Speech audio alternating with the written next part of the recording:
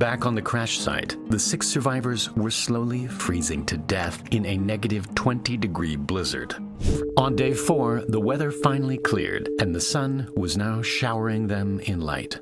On day 5, the crew of the crash site were running out of fresh food and would soon be down to just cans of dry meat. On day 7, the weather around the ship finally cleared, and a rescue plane left Pine Island in search of the crew. Using the last confirmed location of the plane, the rescue team started scanning the ground back and forth in a ladder search pattern.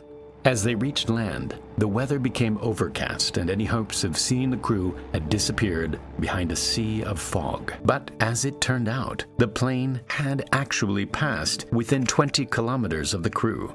Over the next few days, the stormy weather returned once again, and spirits were at an all-time low. On the morning of day 13, the good weather finally returned. All of a sudden, a low rumble started shaking the ground, getting stronger and stronger until the Pine Island crew had finally found their lost crewmates. The survivors ran out, waving their arms in the air. Their suffering seemed to be finally over.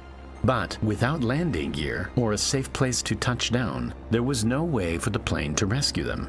They dropped a note down to the crew that said, "If you can walk to the lake 10 miles north, join hands and form a circle." They immediately formed a circle before setting out on their toughest journey yet. The survivors knew they were getting closer as they could hear the distant sound of a plane. But just as they thought they had made it, they came across a 20-meter-high cliff. Amazingly, an almost perfect path just to the left led the way.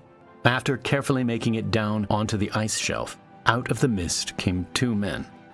After 2 weeks of sheer terror and misery, they were finally reunited with their crew.